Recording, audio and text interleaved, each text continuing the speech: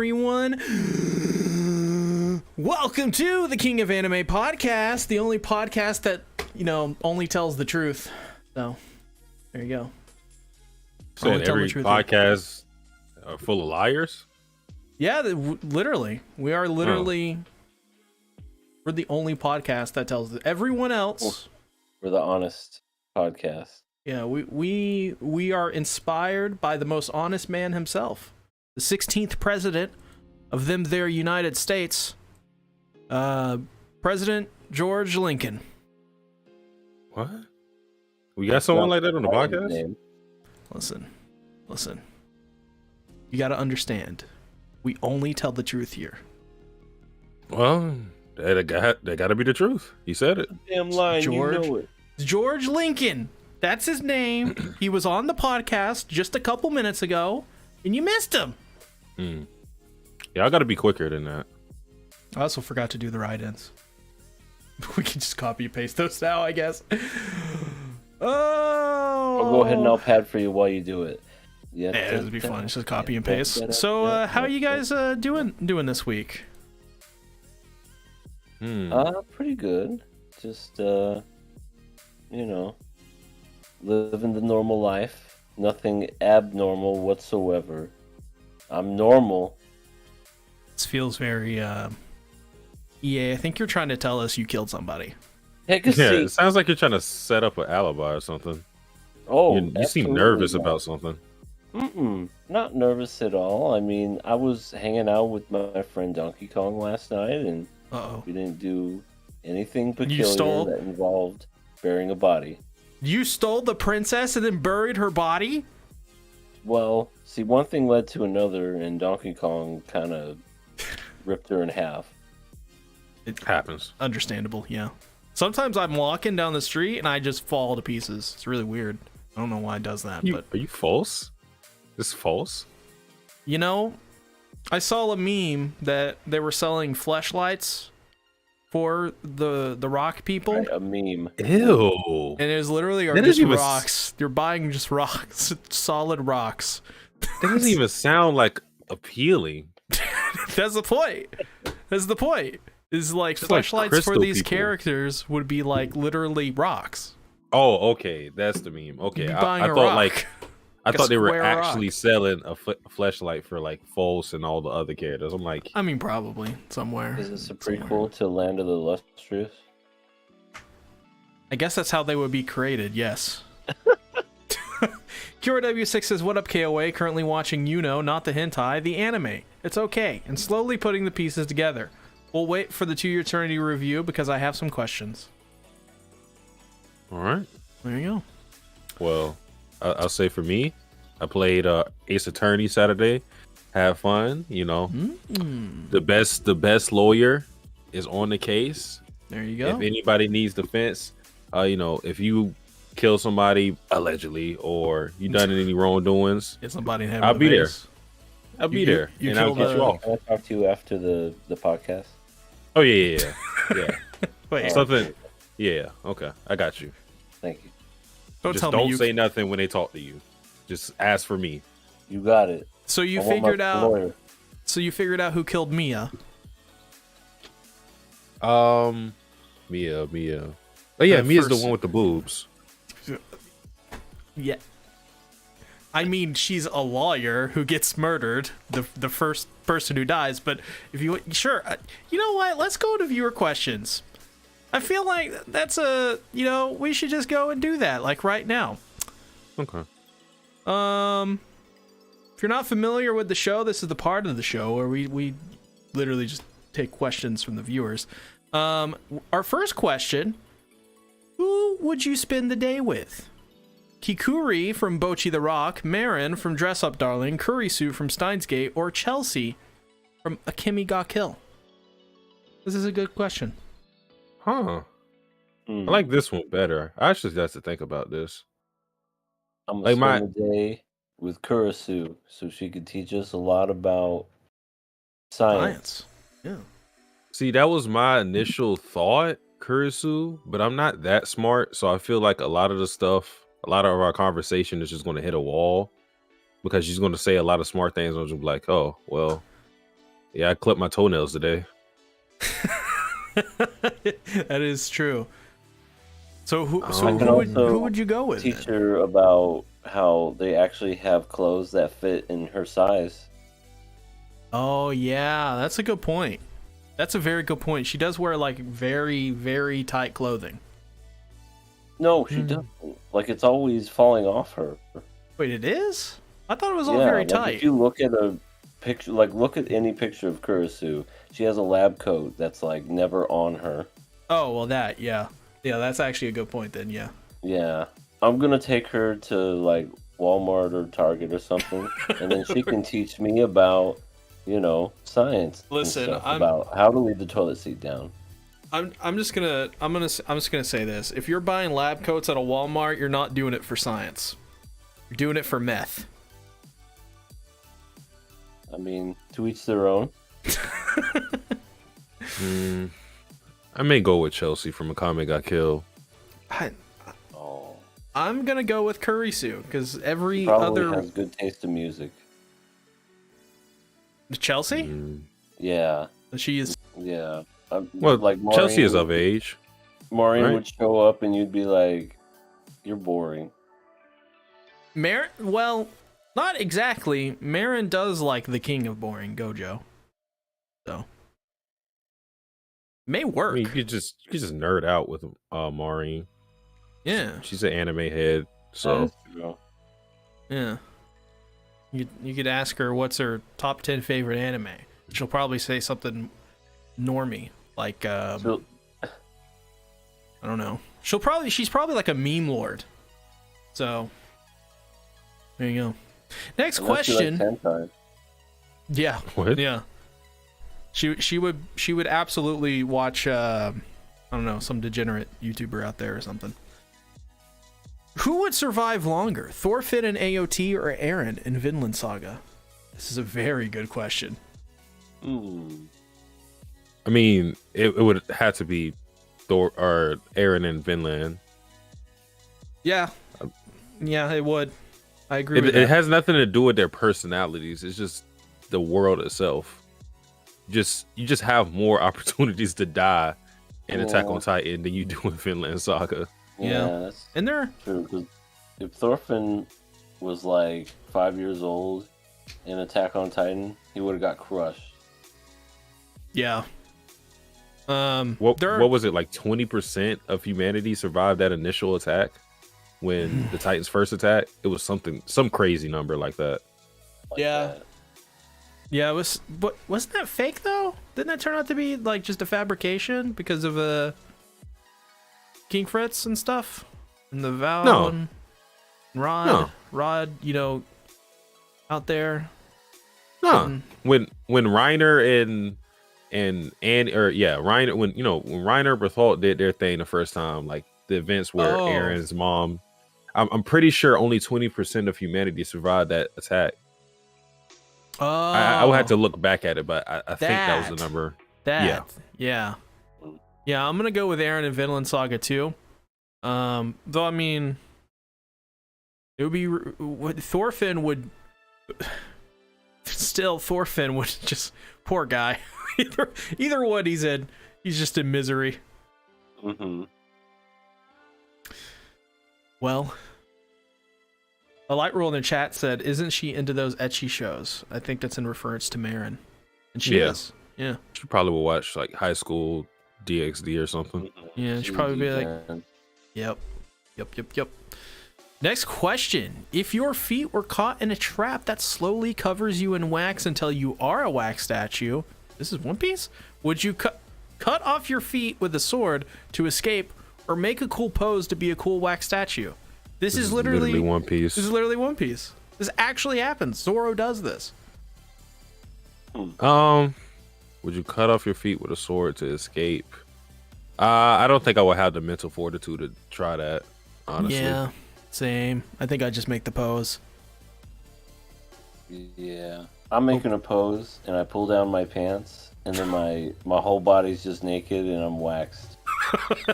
God, the ultimate troll. That's actually... Is there a character in One Piece that would do that, Satsuki? Would do what? What EA said? I mean, like, there's a lot of goofy characters in One Piece, so yeah. Oh, out of the Straw Hats, I mean, Luffy would do that for sure. I just can't get over that moment where Zoro's like, I don't know, we're just gonna fucking die, so might as well make a pose. What? Wait, Zoro also decides to cut off his feet too. Yeah, he does. He does both. He does both of those things. Well, he almost does the first one, but he does make the cool pose. Next question: you are forced to get an anime-related tattoo. Which character are you permanently tattooing in your body? Well, it is technically in your body. Oh yeah, you're in between the layers of skin, right? That's a good question. I gotta go with Goku. That's what I was thinking as well. Goku would be a solid one. I'm getting him all over. I'm getting a full back. You're getting the Steve-O treatment? Yep. And it's just Goku doing the smile with his hand behind his head, just going hee hee hee. It should be abundantly clear who I'm going to get tatted on me. Oh yeah. You're gonna get ugly bastard. What? What? Yeah, you're gonna get ugly bastard tattooed on you. I don't know anything about ugly bastard. He's ugly. I've never gone on any hentai websites or any of the sort. I've never been on hentai. I've never been on. How do you know that exists? I've never been on Faku. How do you know all these exist? If you've never been on it, I just never been on those sites. I've never been on Hentai Haven. So. Oh my god! And how about instead of ugly bastard, it's super bastard? Oh, so he's like Super Saiyan, but he's balding, like Vegeta in GT. You ever seen Shin Chan? I have. Yeah. I don't even know. His favorite superhero was Super Bastard. It's just such a funny name. I guess he'd be in Florida to complete the trifecta. Yeah. I would get. Let's see, Sabelina. Dear God. Yeah. The best anime character of all time. I'd get. You know what? I'll Google it after this show. How much to get a Sabelina tattoo? I'm sure it's like free because I created her. You're like going to be the only one to ever have that on your skin. No, there's going to be tons of people. Satsuki said he'd do it. Oh, I did. Well, next question. If you had to live a normal life in an anime world where you aren't the main character or side character, which world are you going in? I already live in that world. Wait. That's a good point, actually. I mean, we've had this question before. It's just phrased a little weird. We've had the question of like what anime world we want to live in. My answer is probably going to stay the same every time. If I had to just live in a world where, not much stress, I would live in a fairy tale because as long as I join the fairy tale guild, where you going? Yeah, I'm cool. Yeah, everybody's hot in that world too. That's a good one. Yep. I'm gonna pick Berserk. Okay, tactics is suicidal. Jeez. I feel like I could live my best life there. I'll be a monster. I'll be Schnoz. I mean, Guts doesn't want to live in a Berserk world. Poor Guts. He's also a very poor boy. I'll live in Kokoro no Basket so that I can be really good at basketball. That's a good one. And you could be like on the side team, right? You're not the main team guy. You're just I'm not on the bench. First string. Yeah, I'm the second string. I'm the sixth man. Coming off the bench. That's me. Yeah, and you get paid a lot. But you're gonna be in high school again. I mean, I'll be young and I'll be like super strong. Huh? But I will look like older even though I am in high school. QRW6 says you never die in the fairy tale world, but you take a hell of a beating. This is a good point. It's sort of like Dragon Ball. Depends on where you're at. Dragon Ball is a bad, just terrible place to live. I know. They have like dinosaurs in there, and they get like attacked by like space villains every other week. You're right. And then you hear voices in your head of telling you to put your hands in the air, and you go, "Fuck you, world." There's vigilantes. Like, it's kind of crazy, actually. Yeah. You die and then you come back. Yep. And you're happy. You're like, oh, thank you for reviving me. In the first place, it really should be, why the fuck did I have to go through all of that? This is bullshit. You should not get praise for this. But here we are.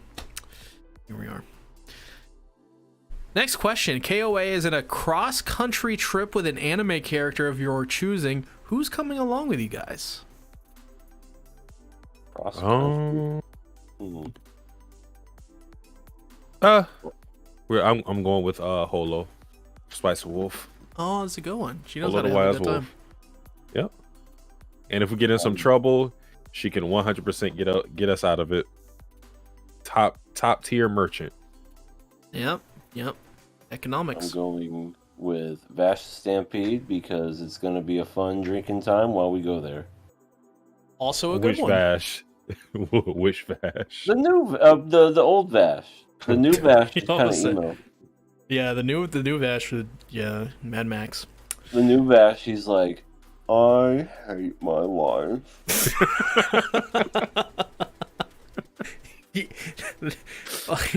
That is kind of accurate. Like, to be fair, the old Vash is like that too. It's just he puts up a better front.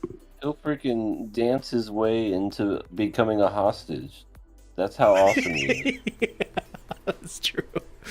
Oh god. I'm gonna pick. I want to pick. Saber. Actually, this is actually a good one.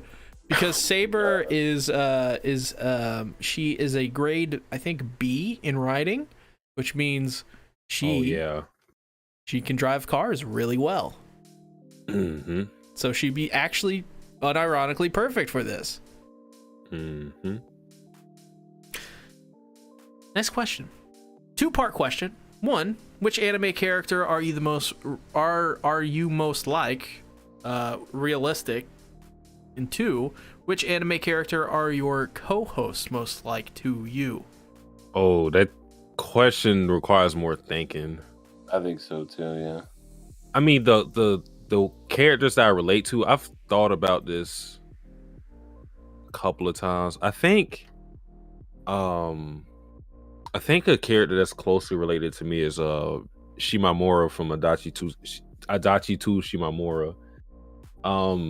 The anime does a kind of good job of conveying like why I feel that way, but she's very close to me in like how reserved I am in some aspects, and I guess like how I treat relationships. Very close character to me. Damn. But did they say 2? I don't know if I can do 2. Oh no, they just said 1. Okay. No, that's the first question is what anime character are you most like? And then 2, second question, which anime character are your co-hosts most like to you? Or your perception? See, yeah, that's going to take some thought. I really had to think about that because I feel like I could find a character like these guys, or that reminds me of them. That it doesn't mean that they are them. Just I get those vibes. I feel like EA is a character in an anime called Genshiken, which is like an anime about nerds in anime nerds, otakus in college, and they have like an otaku club. Sweet. Satsuki? You're like deceptively wise and very smart. Who is deceptively wise and very smart in anime? Lelouch. Yeah. I don't think he's deceptive. Yeah, but like, what's the horny version of Lelouch? I don't know if that exists. Well, whatever that is. Pretty much every male MC in the 90s was always horny. Oh yeah, That's true. So you're every male MC in the 90s. The teacher from Great Teacher, Onizaka. Yeah. Oh yeah. You could be the guy from Golden Boy as well, but no. Isn't that guy like a little too horny? Wasn't he willing to like lick a toilet or something? Honestly, you'd probably do it. No, I wouldn't. What the? How did my reputation get that bad? I mean, if it was like, I don't know, some like evil lady who told you to do it, I wouldn't do that. Elsa on the toilet. But what if she stepped on you? I wouldn't do. I'm not a masochist. If she threatened to stab you? I'm not. I don't want to get. I don't like pain. And burn you. I think we have a terrible misrepresentation of Satsuki's character. I don't. When did this happen? And maim you. Oh my goodness. I feel like C would be somebody from Fruits Basket. I just got to really think about it. See which character I am most like though. Well, I guess I'm a very semi-bubbly, really high octane, hyperactive man child. So Vash? Can I say Vash? Sure thing, pointy head. Needle noggin. Or needle noggin, excuse me. I guess. And also, everybody says I'm like every main character in an anime ever. Like, that's what I sound like. I'm gonna say Kirito. You could be Makoto from Danganronpa. Oh. Which one is Makoto again? Makoto's the first one. Wait, the girl that dies? No, Makoto's the main character, the guy you play as. Oh yeah. No, yeah, I'll be him. Not fun, but for EA, I'm going to go with Ayame from Fruits Basket. Oh, that's a good one. Yeah, he is a bottom. Okay. I guess for myself, right now I'm like Snorlax. I'm a big little Pokemon, and I only wake up to eat, and then I go back to sleep. You know what? Let's do it. Let's turn EA into Snorlax. Snorlax. Shinron, I summon you. I know who C is, but C's not going to remember this character. Uh-oh. His name is Makoto too, from Fruits Basket. Oh yeah, he's the guy who's like he wants to see, or somebody shows him like their pubic hair or something like that. Yeah, Hatsuharu. Yeah. Cow. So people can't see it, but I said Makoto from Fruits Basket. He's the former student council president from Fruits Basket before Yuki. I've been compared to him before, so. Really? Not the first time. That's crazy. Really? Yep. That's kind of a random like connection. Like there may be some truth to that then. A couple times, yeah. I can't tell you every person, but I can tell you one of them. Francesca. Oh wow. Okay, So, you might maybe kind of accurate then. Philip in the chat, I didn't even pay attention to the chat. I apologize, but he says, "Let's get the likes up for our boys so we can save, so our boys can save all the plants with Veshu or dates with the best waifus." Light Roller says Satsuki reminds me of Taiga. What's your thoughts about this? I know you ain't talking about Taiga for Toradora because there's no way I remind you of a 4-1 lolly. I don't know. The resemblance is sort of there, so. There's zero, to be quite honest. QRW6 says Ryu from City Hunter. So that's who QRW6 is. He's a cool Chad. Ryu. He gets all the ladies, and he also blows shit up. That is who QRW6 described himself as. Decrepit Storm says great minds think alike. I guess so. Well, if I was to pick for you guys, Sea Tactics, is what is that one character?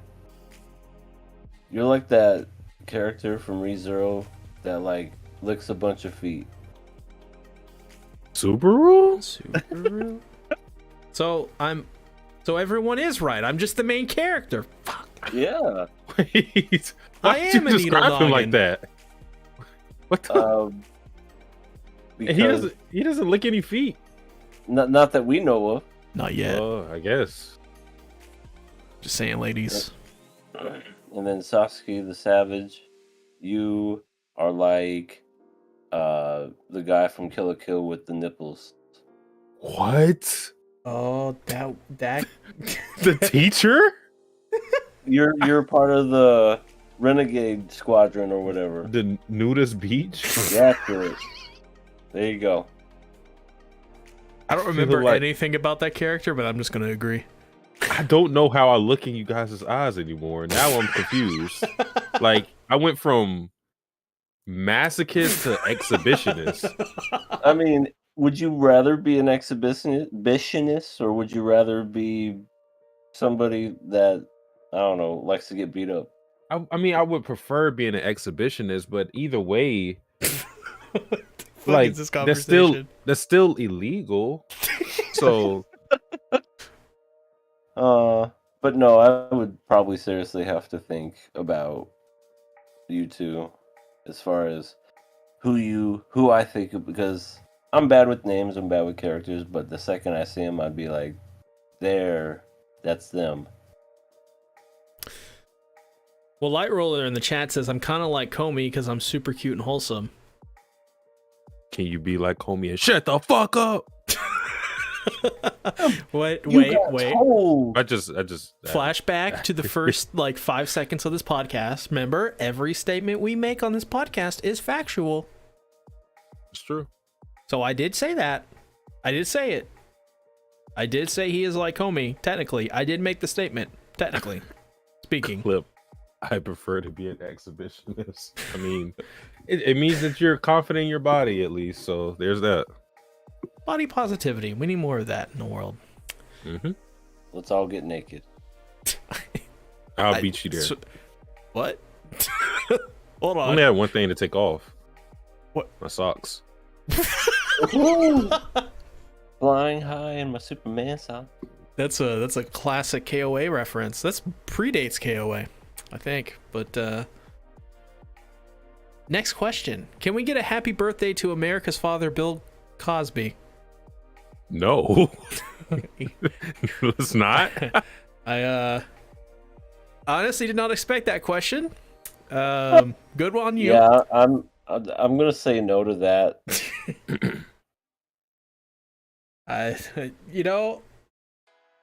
Let's move on. Next question. Last question. Who would you spend the day with? Miku, quintessential quintuplets, Kaguya from Kaguya-sama, Toru from Fruits Basket, or sleeping one from Risero? Remu. Ne-sama. They're all little kids. That's a good point. I mean, I would say Miku. Miku seems like Toru's great too, but Miku and Toru are probably the best picks, I think, by default. Because, Toru's just great. But Miku, she's like a history nerd. She's a history nerd. Yeah. She has an eclectic taste in music, and she always gives it her all when she wants to bake things. She is, as the kids say, sophisticated.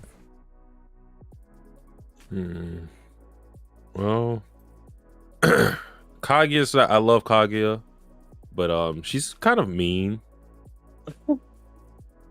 Yeah, she is. She's not Desu, that fond of Rim. Yeah, I like to go Toru. Yeah. Can't really go wrong with Miku or Toru, in my opinion. It's gonna be fun until Toru falls off a cliff. Oh gosh. Well, no, what Toru's just gonna uncover whatever trauma that you've been avoiding, and then she's gonna fix it somehow. She's gonna marry a cat. Technically you a true. cat? Yeah. My cat? I'm not a cat. Oh. I could be a cat. I am the main character of something, so we'll find out soon. Light Roller says, "Happy birthday, Bill Cosby." QRW6 says, "Cosby, no." Yep. Decrepit Store says, "I'm not totally convinced these spend the day with questions aren't FBI entrapment." Oh my good god. one. That's a good one. But I guess it's now time to get into our main topics of the show, which of course is well, it says code nipple. Wait, I didn't put that here. What?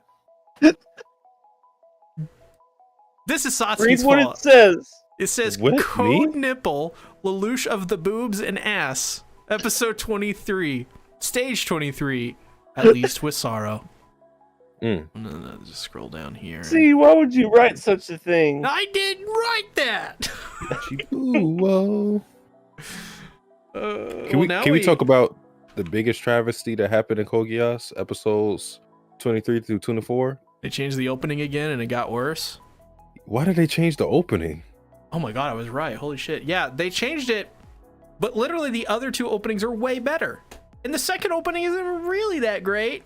It's got a cool chorus, I guess. It's distinct, but this new opening sucks. Yeah.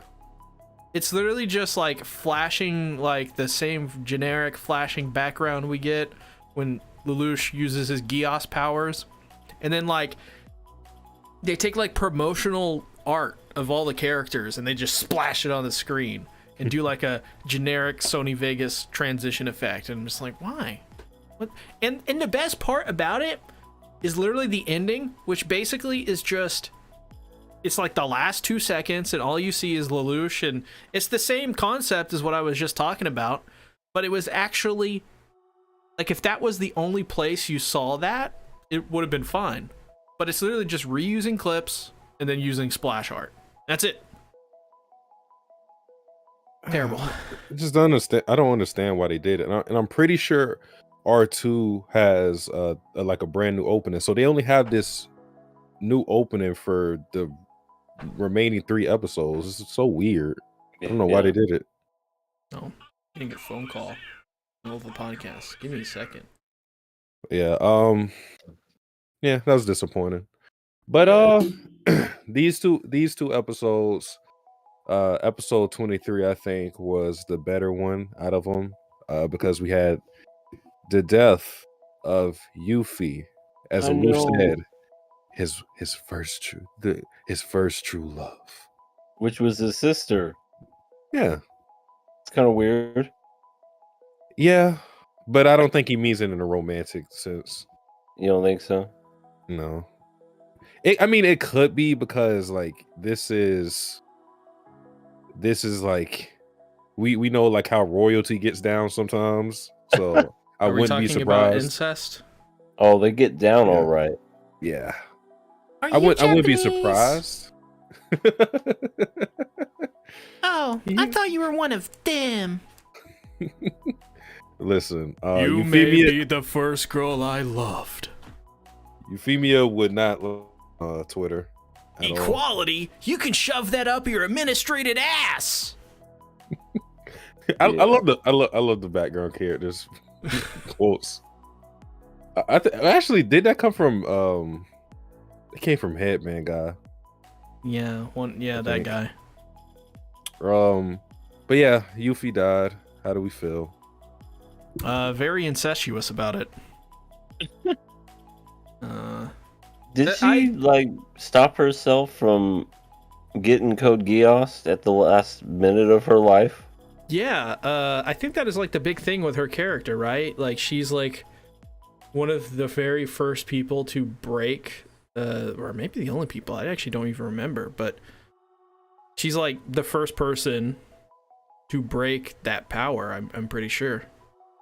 Because she was like, "You're Japanese, aren't you? Come here so I can smother you with this pillow." Yeah, Lelouch. he knew that she was resistant to power. He thinks that we don't know why that happened exactly, but He's racist. I think he's racist. No, she is. Oh, well, I think it's the opposite of that. Because he said that that order was so against her nature that she was able to resist it. I mean, it could be that she also was at the end of her life. Could have been a number of reasons, but I think what Lelouch, what he theorized is probably correct. That it was so out of character for her to do something like that that she was somewhat able to resist it. Yeah.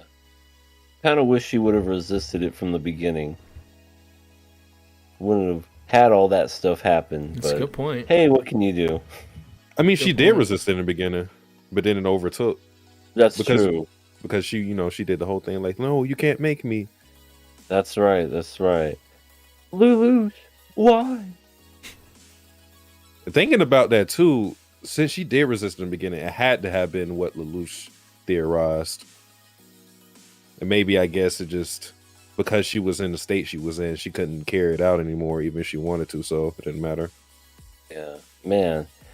That's just a crazy thing to think. I mean, I know some people don't remember whenever they get Code Geass, but she was probably living through that whole thing and, like, remembered it. Well, no, she didn't remember it, actually. Because she was like, how did it go? Did everything go well? Oh yeah, totally, Yuffie. You didn't just commit genocide or anything. It went great, like, it was awesome. That's why you're dying. It's going to be so... Okay, I shouldn't say funny, but... Hilarious. Okay, let's say hilarious. It's going to be so hilarious when Yuffie gets to hell, and then she's like, wait, what? I didn't kill anybody. She's not gonna get. I had my double voice. She's not gonna get the Hanji treatment. She's not gonna get to meet all the commanders. Yeah, she's gonna be like, wait, why am I? Levi's gonna show, or not Levi. Erwin's gonna show up and be like, "You fucked up." She's gonna be like, "How did I get in here with like the son of Sam and all these other killers?" They're gonna be like, You did it way worse than us." So you killed a bunch of people and you announced on public television how you wanted to kill all the Japanese. I did that? Yep. Did I do that? Yes, you did, Steve. You did commit genocide, Steve Urkel. Ow. There's actually an episode where Steve Urkel literally detonates a nuclear bomb and kills everybody. Oh my god. I'm not even kidding. Like, look it up. He actually creates an atom bomb, and you see the stock footage of just, like, the mushroom cloud and everything. And he's like, did I do that? It's like, you just killed millions of people. I guess you could say it was his atom bomb, baby. Atom bomb. Oh, no. Atom bomb, baby. Get off the stage. Listen, I tried. I'm not very good at singing. I mean, but the death scene was very good. One thing I always give Code Geass is that the death scenes are emotional, and for them to make me feel this way about I won't say I care about Yuffie, but I don't really care about Suzaku. But I still felt the emotions that he was feeling, the sorrow, especially because it was done to somebody who, although she was misguided and naive about things, she had good intentions.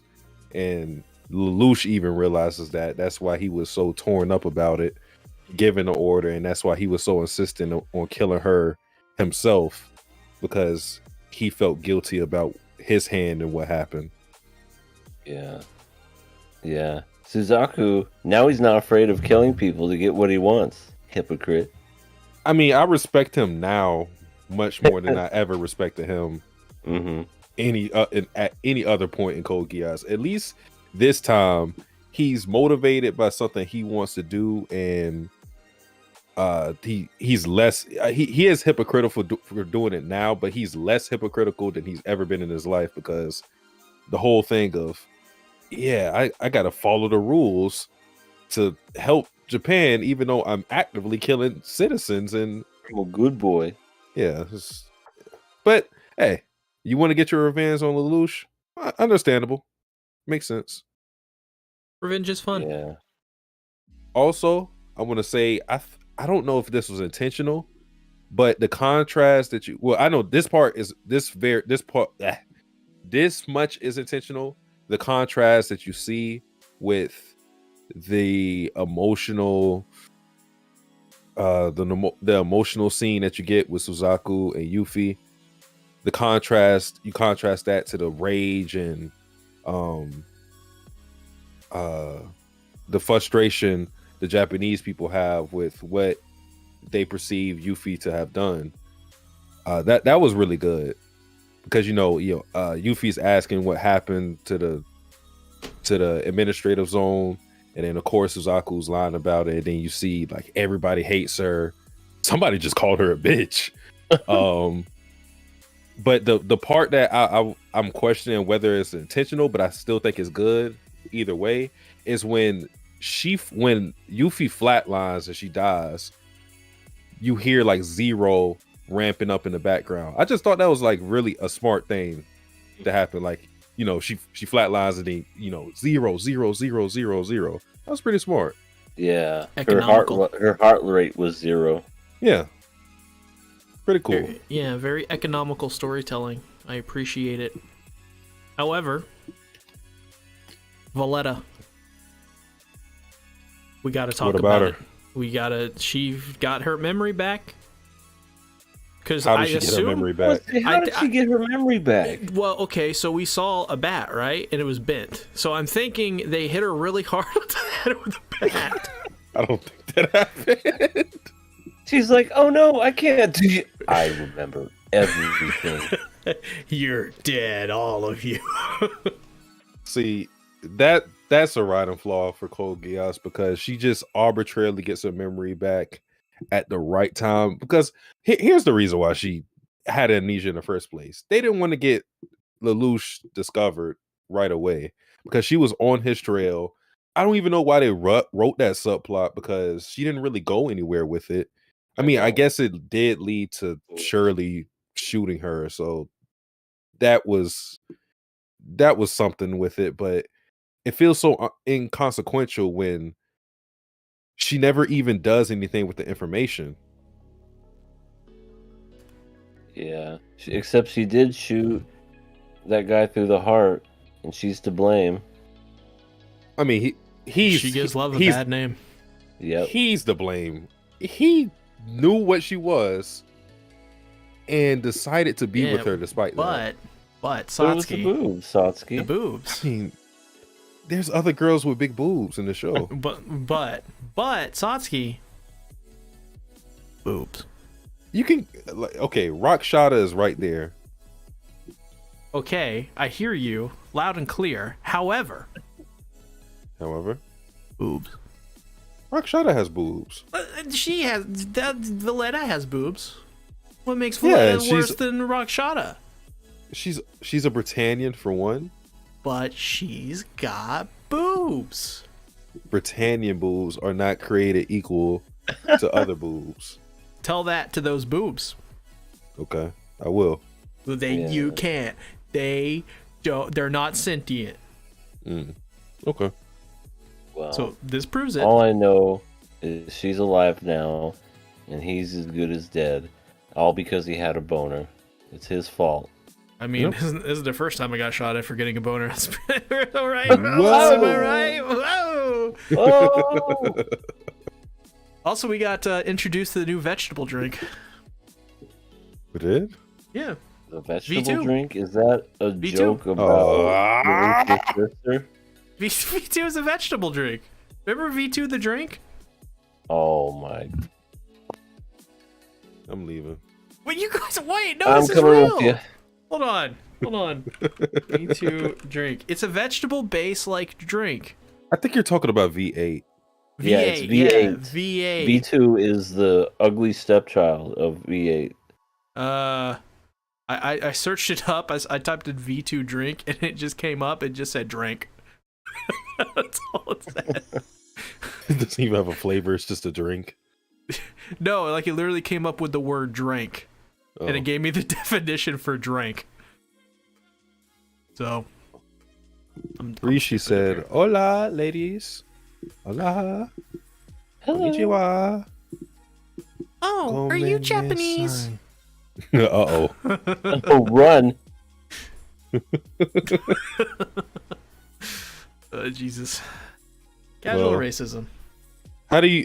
What I've always loved about Lelouch's character, I guess it's the last thing I'll say about the whole Yuffie thing, is that when he makes mistakes like this, he actually feels some type of emotion for it. It's not, they don't make him just heartless psychopath. He still is very much like, his actions are evil in nature, but at least there's some humanity that's in him, you know, because he has the whole scene where C2 has to console him because he got a face full of titties. Yeah, that'll cheer you up, right? And it'd cheer anybody else. Well, like, I killed my sister. Oh.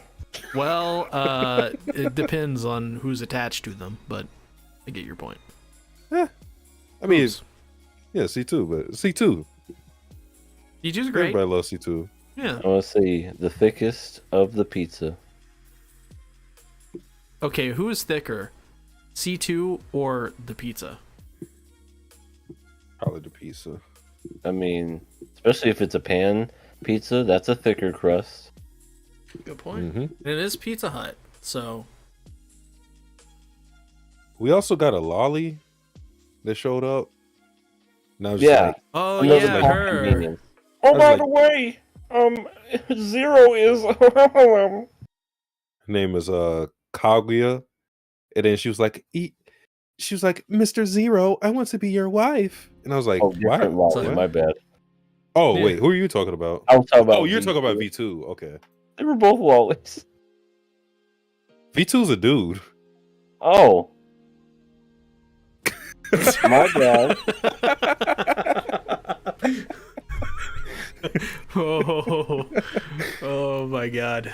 I'm going to hell. But I think we should throw the small child off a cliff, though. I think we should get rid of her. Where's my... V2's annoying. No, not V2. The actual small... Kaguya. Yeah, her. Oh, but she seems fine. She just wants a little crush on Zero. Yeah, let's not. I think I'm not sure, but I think she's the same age as Lelouch. I'm not sure though. She's like 3. Killer. How is that possible? Or at least close in age. I don't think their ages are that far apart. Because Lelouch is what at this point 16. Ew. Yeah, I just looked it up. She's 14. Fantastic. I mean, that's a ship. Well, at least they didn't bring Mal back. Wait, who? At least they didn't bring Mal back. Oh, Mal. I mean, if he came back from that, he must Fushi must be in this world too. Just bring everybody back. Fushi food. Pink blood. Itai. I miss those times. The Itai. Is it Rosetta Stone, the anime? Yeah. Those were good times. They were. Very good. Yeah. It was just after everything got settled with Yuffie, the residual effect was Lelouch declaring that Japan was going to declaring Japan's independence, and they were going to call it the United States of Japan, and they were going to storm Area 51. Yeah, we're going to take over the Tokyo settlement, and yeah, that was the whole conflict. I do think that what happened in 24, the events just felt so fast because Yuffie dies I want to say 7 minutes into the episode, and then we get right into fighting immediately. There's barely any downtime. I don't know. It just felt a little weird. There's another thing that feels weird. In episode 24, when Cornelia and Lulu fight, there's that one part where they like deactivate like the ground or like the structure or whatever. And I was watching this in my Discord server, and they brought up, people I was watching it with are like, that doesn't make sense. Why would you have like a random self-destruct button like for that in that case? No, yeah, it doesn't make sense. You always need an out. Yeah, but like for that, like that's where like people live and stuff. Yeah. It's all right. No, it doesn't make sense. It 100% doesn't. It felt like it was just there for Lelouch to get the upper hand on Cornelia. Yeah. Also, how did Lelouch like code Geass all these people randomly? Did he like go to one of their secret meetings and stuff and I don't know, blind them? I think his power changed, right? Well, no, that much can make sense just because with that, I mean, it's like just like you got to put like 2 and 2 together with like you just got to do the headcanon thing where it's like, okay, the Black Knights have a lot of connections, they have a lot of informants that are Britannian, so could they get information like that to have information about those people? Yeah, I mean, and all he has to do is meet up with them and Geass them, and it's as simple as that. But yeah, the whole explosive thing, yeah, no, that doesn't make sense for them to just have explosives there. And you would think that it wouldn't be easy for them to activate something like that with just a push of a button. Well, also, as well, another plot hole in episode 24. Shirley, like immediately, as soon as the school's taken over, is like, "You did something to me. I know it." And I'm like, "How? How?" I love Colin's reaction, like, "Huh? Did what to you, Lelouch? Did you do something to this woman?" I never had sexual relations with that woman. Oh my god, yeah. I never had sexual relations with that woman. I actually thought episode... I'm wearing her underwear, though. I thought episode 23 was stronger than 24, like way stronger. I thought 24 was kind of weak. For sure. And it had like a lot of, like it had Cornelia and Colin and Suzaku, and it just felt honestly like a bunch of coincidences or something. Yeah, just like, yeah, even them just like taking over that school for their base, like they're doing that so we could just see these characters and they can be involved in stuff they shouldn't be involved in. But it doesn't like actually make sense. You set up all this, but you don't set up a good like command center. You do it at a school. Yeah, it's just weird. Very totally weird. Fine and acceptable. Well, any final thoughts? I now know where the Nina gif comes from. Oh, where she holds her face. She holds her face and goes completely cross-eyed, and this is where, I mean, she was a horrible character before, but now she's totally like I hate her so awful. much. I hate her so much. She's like, "I will save you, my queen." Queen Slay. Well, I guess that's it for Code Geass then.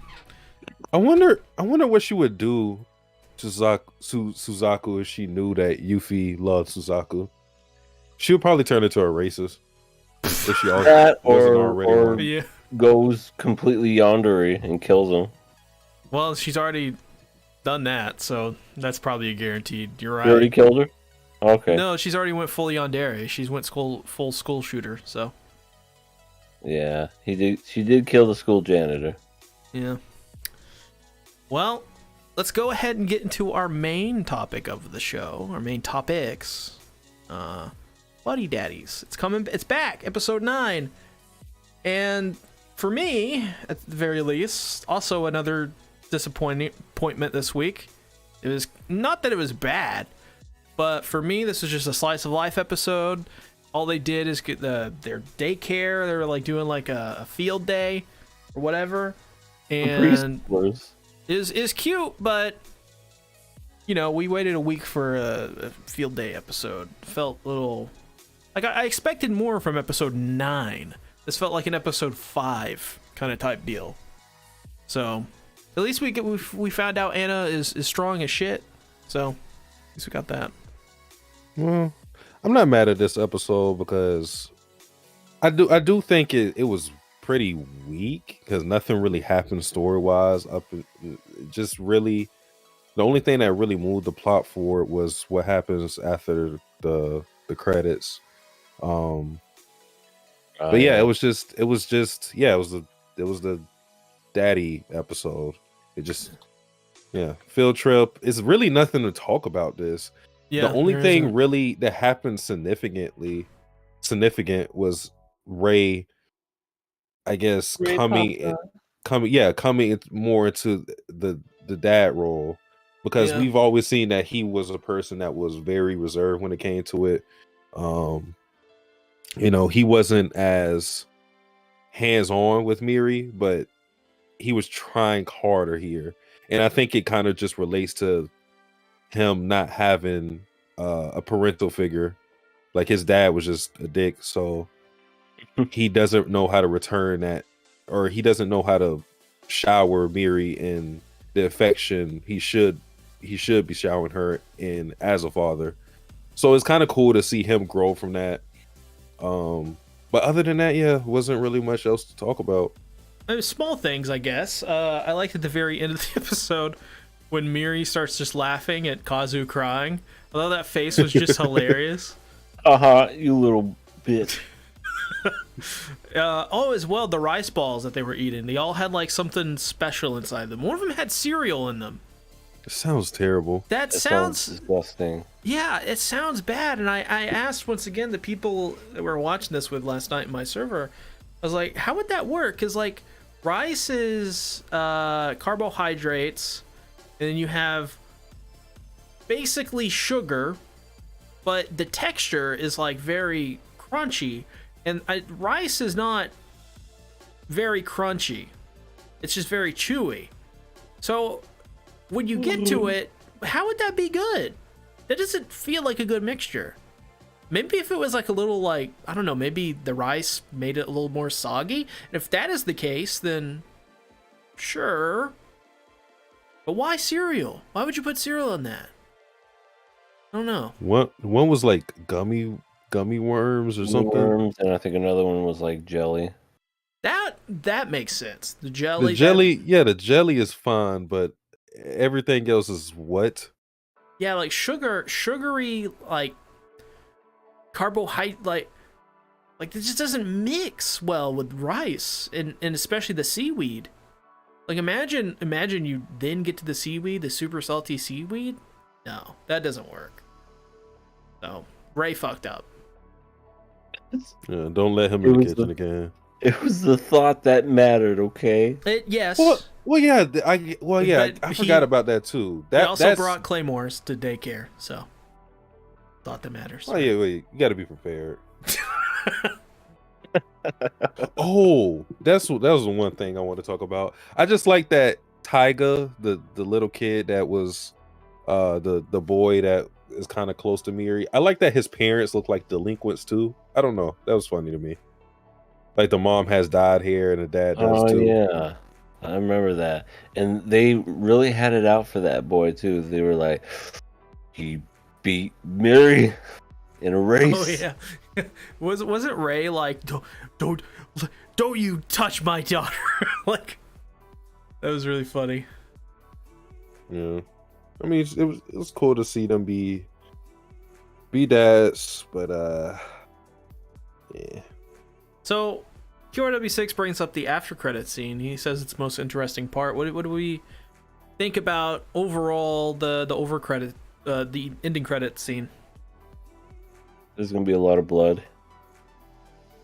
Well, it seems like the Catholic guy, Kutaro. I don't know what they're asking of him exactly, but given that they had pictures of them at that event, I don't know if he has to set them up or kill them himself. But we saw at the beginning of the episode that he was hanging out with them, and it seems like he has an appreciation that they changed their lives around in order to take care of Miri, and he has offered his help with Miri if they're ever at a at a moment of need. So he supports what they're doing 100%. But now it's his job to do something to them. Again, I don't know if he has to kill them himself or he has to set them up or something. But yeah, he's at odds with himself now. It's gonna be interesting. There will be tears. There will be tears, indeed. So we're in the 9th episode this week. It is a killer pass. What are we giving this episode of Buddy Daddies, episode 9? We're killing or are we passing? What are we thinking? I'm passing it. Yeah, honestly, I have to see how much bloodier it's gonna get. Child death. All right. Pass. I'm passing as well. Besides my slight disappointment, it is a fun episode, but as Satsuki said, not really much to talk about. Really, it's they just go to field day and have fun. So, is what it is. Now, let's talk about something that leads to a lot of more interesting discussion. I'm sure we'll be on this for a while. To Your Eternity, Season 2, Episode 20. Another disappointing episode. QRW6 passed Buddy Daddies, so we got another pass. And by the way, if you want to, type in, if you want to kill or pass, type it in. Or don't. It's whatever you want to do. This is the final season or final episode of season 2. We're getting a season 3. It's going to be modern day. However, that's not really my issue with the series or this episode. Actually, I would say the last 3 or 4 minutes are fine. Honestly, pretty decent. Everything before it is weird. Like, not bad. It's just weird. Like, yeah, I was going to say the same thing. Weird. It feels like a lot of this is unearned in a way. Like all these characters coming back and then them just dying again. And I don't know if it's because I'm misunderstanding something, but it really just felt odd. It felt almost like they're setting Fushi up as the villain for the next season.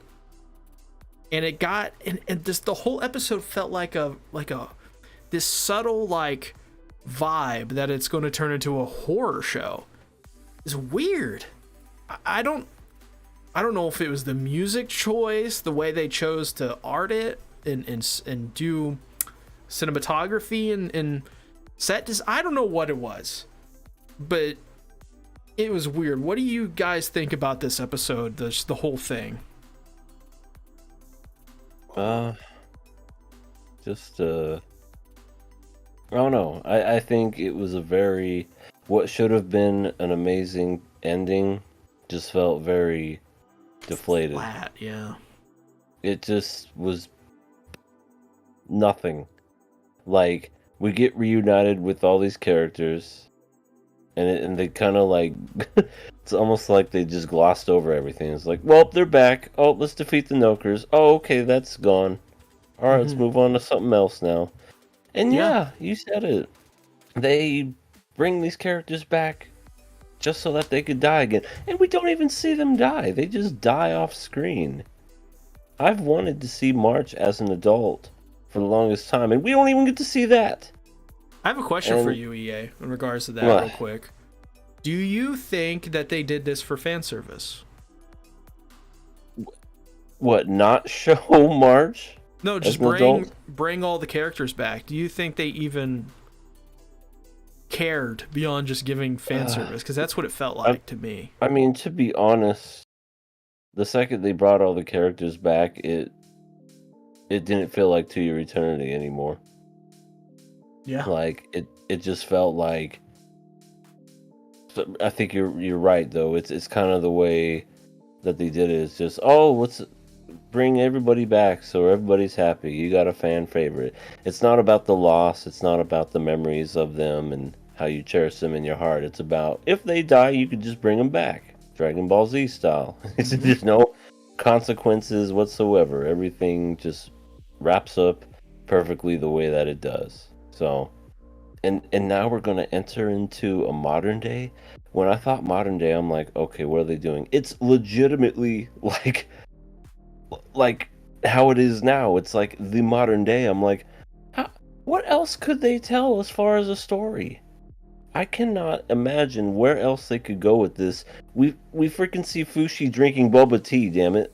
It was pretty. That was honestly, I popped for that. I thought that was great. I'm legitimately like confused, but I don't know how I'd feel about a quote unquote modern day arc because I don't know where they could go with it. And like, is he just going to be the same character, just walking around with a freaking wound in his leg? And I don't know. Probably not. Like, I imagine they're probably just gonna like, they're gonna tie up all of those weird things, like those weird little visual things or whatever. But people are 50-50 about it. I asked the chat in a poll. I said, did To Your Eternity Season 2 live up to expectations? We're not specifically talking about the ending here, just overall. 60% said no, 40% said yes. So it's fairly down the middle, pretty much. And that's how I feel about this ending, ironically enough. Middling. Down the middle. I'm on the fence. I don't know how to feel about this one. What do you think, Satsi? Yeah, I mean, I kind of echo what you were saying in the beginning about feeling weird about it. Yeah, with the whole bringing everybody back just for them to die, and we don't have a decent resolution with those characters. It's that kind of epilogue-esque ending where we just get text like, this character lived like this and had kids, and one of them just overdosed, and I was just like, what? I was just like, I mean, I guess it's realistic, but it's just like, what? it's I don't know, it just felt that whole thing just felt odd. I don't know how to feel about this episode. What I thought would happen with Kohaku happened with him killing himself, and then he takes down the church. But again, that's another issue. The church was an enemy for Fushi for this little arc. They're forgotten about for a majority of the rest of the series, and then at the end we kind of resolve the issue by going, okay, we're going to get rid of these guys so they don't ever mess with Fushi again. So let's just write them off. And this weird thing where Kawaku just has bombs, and yeah, and I don't know if that means that the church will never mess with him again, because that what he did wasn't even at the church. So like, how many people did he actually kill with that? Like, if you just take the head away, shouldn't they still function in a way? Here's the thing, I don't know. And QRW6 kind of echoes a lot of our sentiments as well. It brings up some pretty good points. QRW6 says author didn't know how to handle the Church of Bennett extremists, so she created a way to kill them off with no logic understanding involved. At least the others are not really immortal. Plus, which of them have passed on?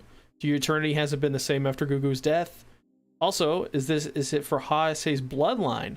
Because Kahaku said, those who carry Hayase's blood carries his will. This series loves Hayase. At least they love Hayase's blood. Mm-hmm. So it probably isn't going to be done. Whoa. She may be diabetic. So someone check on C. I don't know. It probably isn't, honestly. It probably isn't. But I don't know how it wouldn't be, because as far as we know, Kaku didn't have any kids. They said that after he was born, the mom died. So unless like there's some other cousin or some other person that we don't know about, then it should be it, but it probably isn't. Which, if they do bring her back into fashion, why would we care anymore? Well, the knocker has to be dead because Fushi got his form back. Yeah, the knocker is dead, but that doesn't mean Yase's bloodline. But that's what I mean. Like, if if Hayase, like we have another descendant of Hayase Bio come Broly, back. Bio Hayase. Oh, it's so nasty. They find blood samples. I don't like the image. Bio Broly is like Fushi explosion. Bio Broly is like one of the most hideous things ever created. Yeah, it's in true. the world. It's true. But yeah, if they do bring a descendant of Hayase back into the modern era, yeah, like because they don't have that knocker in them anymore, I don't see what purpose they would really serve now. Like now they're just kind of using Hayase's name just to try to make you care about the character somewhat instead of just making the character just be a new character, you know? Yeah. It's like, remember Hayase and how menacing she was? Yeah, like at this point it doesn't matter anymore. It didn't even really matter too much with Kahaku in the end, other than him initially getting closer to Fushi. Because the thing that's kind of weird about it is that although they are kind of obsessive like Hayase was, they aren't evil necessarily. So just let these people be like new characters. We don't need any more descendants of Hayase at this stage. This comes from a Hayase fan, by the way. Simp. That's beside the point. And yeah, what EA said about March, like not seeing her grow up. If you're going to do the whole thing of let's time skip this, we couldn't have seen that, right? And like based on like what happened with what we seen at the end of the episode, because Fushi had those forms in him when he went to go sit in the chair and like spread his roots, he gets to take some of those forms into the modern era. Why couldn't we just do that with March? You should have just left March to be the one that didn't get her form back or didn't get revived so that we could see her grow up. Like, that's the character we actually care about. I'm gonna call it right now. Season 3 of To Your Eternity. I guarantee you most people's reaction to season 3 is going to be, this should have just been season 2. Why do we even have season 2?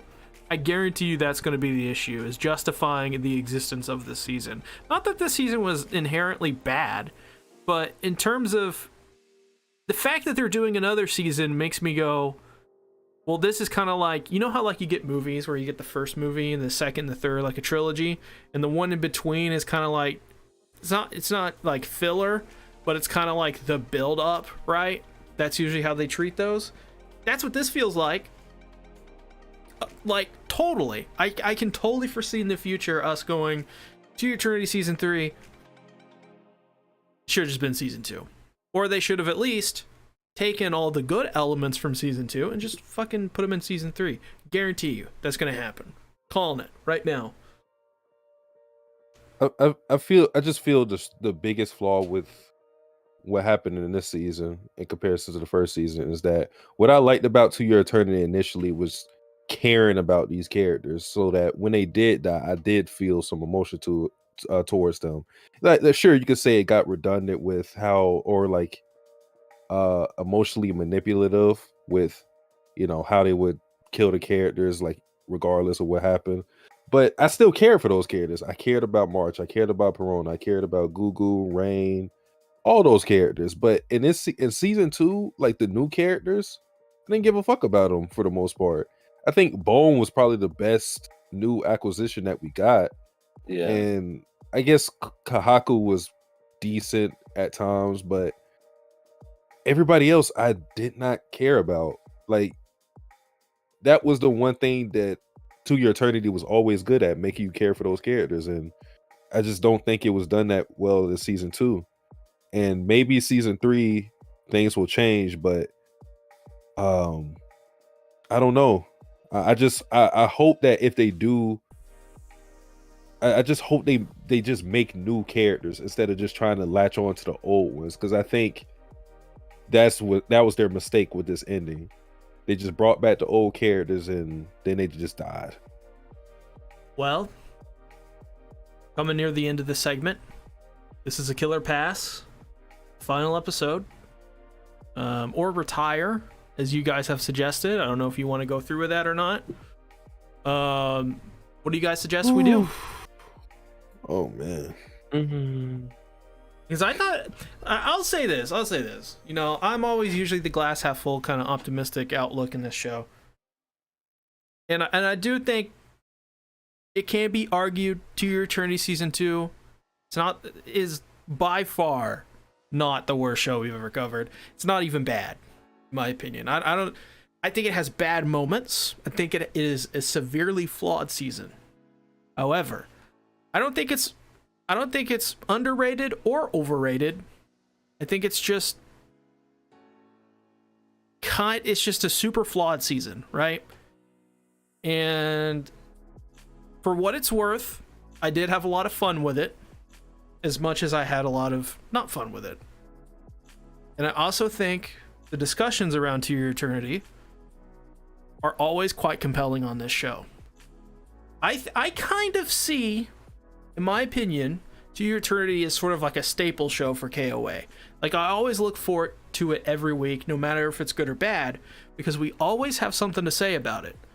And we always watch it earnestly. We don't like, you know, we don't watch it and we don't have nothing to say about it. We're very passionate about this show.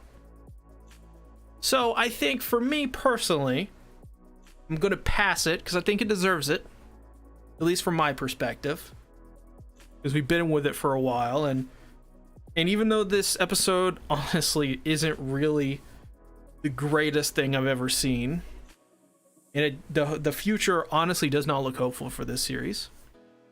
It looks like more of the same is going to be happening with season 2, honestly. Which is something, to a degree, I'm not looking forward to. But I will say I enjoyed my time with it so far. And at the very least, I'm going to give it a courtesy pass. What do you guys think? What are you going to do? I mean, I personally feel like the second season was definitely not nearly as good as the first season for me personally. I enjoyed the first season. The first 20 episodes, well, I guess every season's 20 episodes, but yeah, the first season was great. I feel like the whole meaning behind To Your Eternity was established, and then it just kind of like changed in season 2.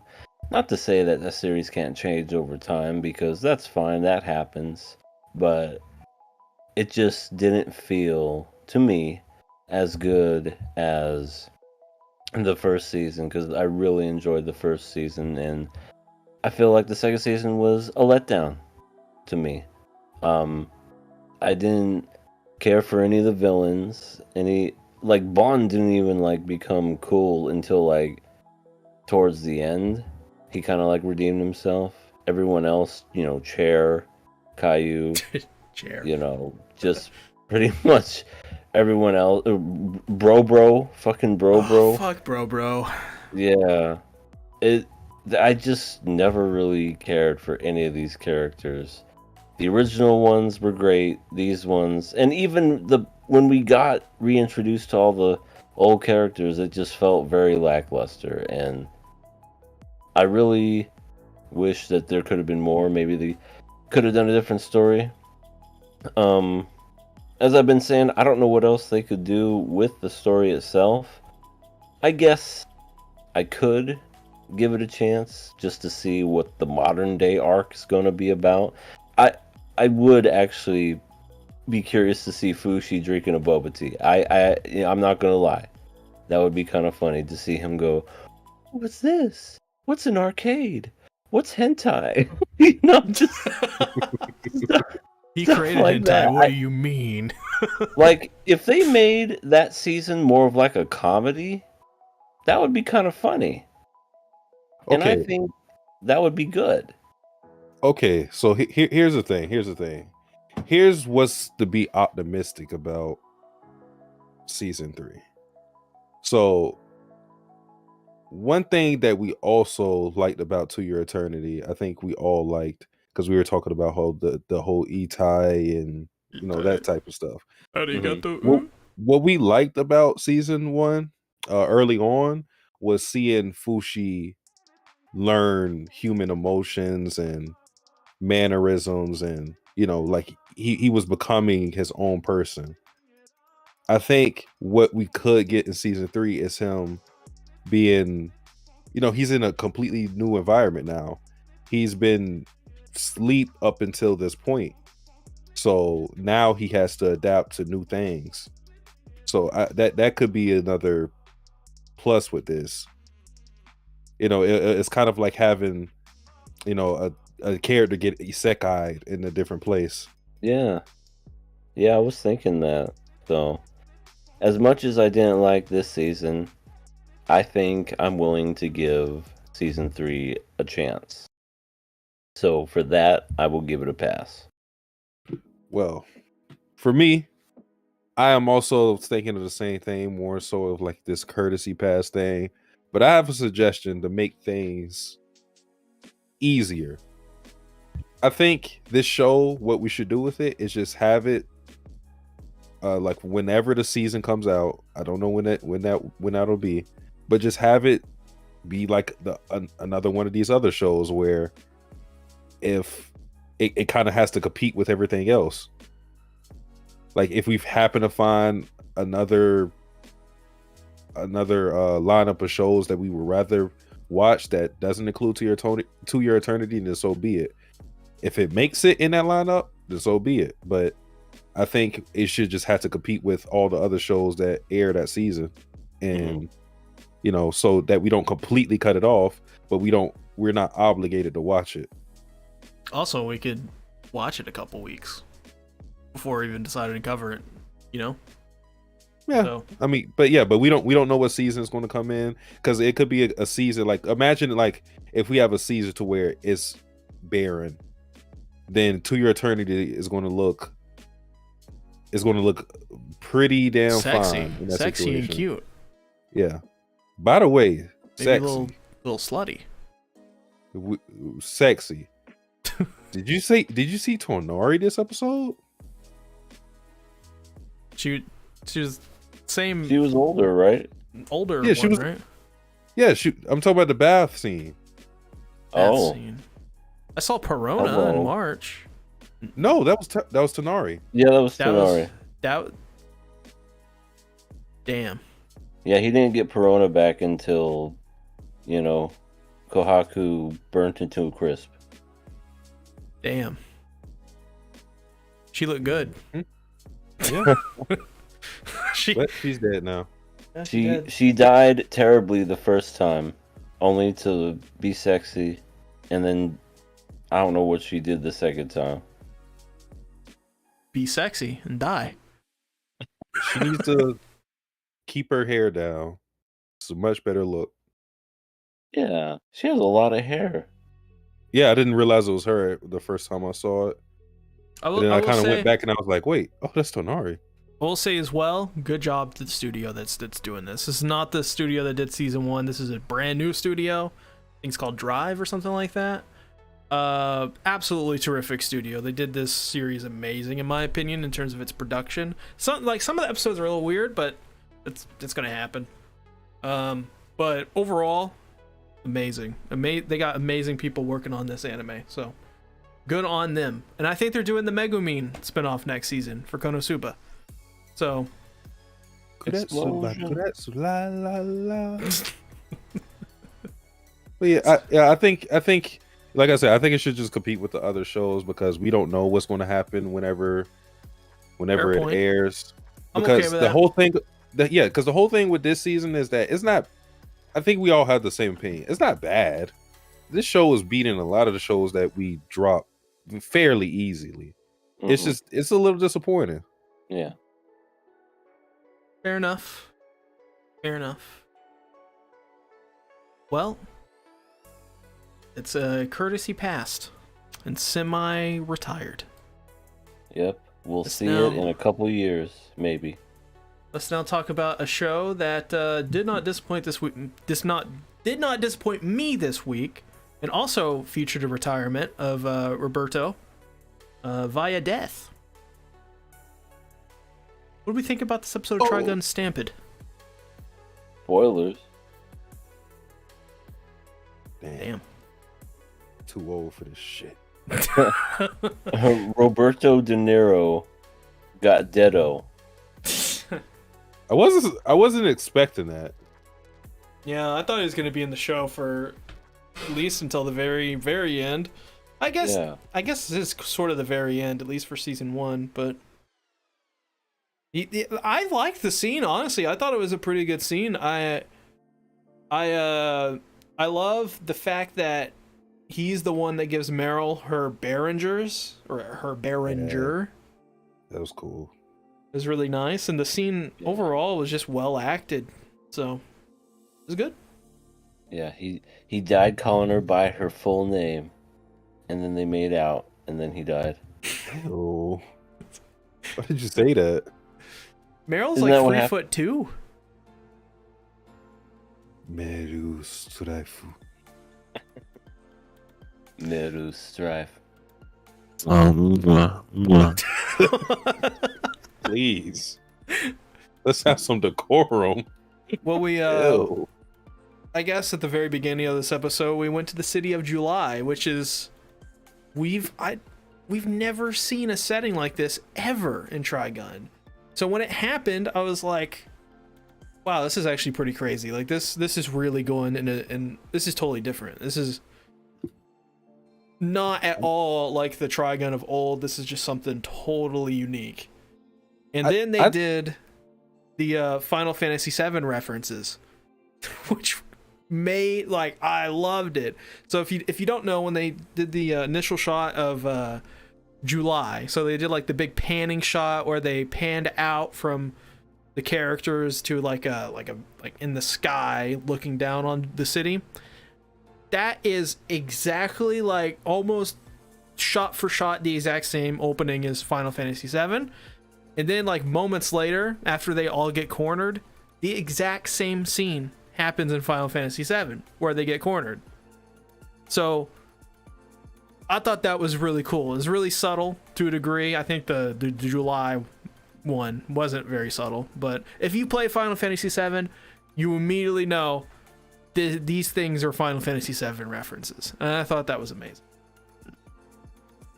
I think the world building is a lot better in this show than it was in the original. The lore and the world building. I feel like Vash and Knives, the way they're written here, they feel a lot more connected to the world, as if, I mean, it is the situation. I guess it was the same in the original, but it feels like it's more focused, or they're more detailed and showing you how connected they are to everything, and how the humans have to use the plants and how they're using them up, and Nas is trying to kind of retake the world and make it to where only plants exist. And now you have Zazie the Beast, who is neutral in the situation.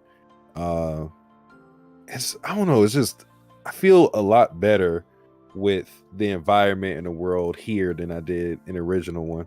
Because the original one, almost every place is just desolate, dusty, sandy, same setting for everything.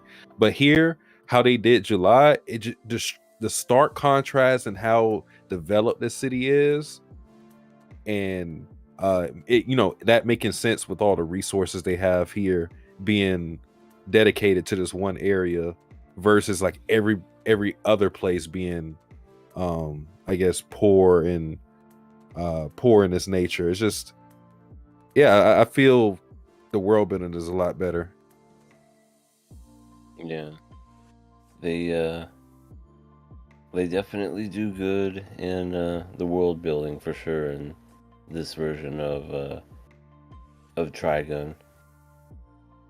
I still miss the original Vash as far as his personality, though. Yeah, I mean, that's something I don't even really like to talk about anymore, because I had my whole rant on that. I just don't. Yeah. I don't think Vash is as great as a character. No, but because yeah, it's just, this is more focused on the narrative rather than the characters. because I think I felt more for the characters in the original Trigun, but here I care more for the story. Mm-hmm. Speaking of the story, I thought it was pretty cool. I feel like it was towards the end of the episode where Knives is talking to Vash and he says, "Are you doing this because you actually care about the humans, or are you trying to make up for the fact that, what's her face died all those years ago?" Yeah, I mean that was an interesting thing. Yeah. Calling into question his, his his heroism. Right. I thought that was pretty neat too because it never really dove into that conversation in the original, but I thought that was kind of an interesting thing to talk about because it's like, is he? It may be true. Is he doing this because of God? Because of Rem? Or is it just because he likes humans? Yeah, because I think what they always did in the original is they just tested his, no kill clause. Mm-hmm. But here they're going like Nas like questions the root of it. Like, why are you like this in the first place? We never, like you said, we never even answered the question of like why they're so different as far as why is Nas, wanting to kill everybody and why Vash is the way he is. But that question is actually touched on here because Nas is asking him why does he care about humans the way he does, and we understand why Nas is so malicious against humans because of how he feels about plants and him thinking that they're a superior species. So they actually do a very good job with a lot of the narrative, like very, very great job. I don't know if the manga is like this or what, but yeah, it's different, but it's a lot of great things to look forward to with this series.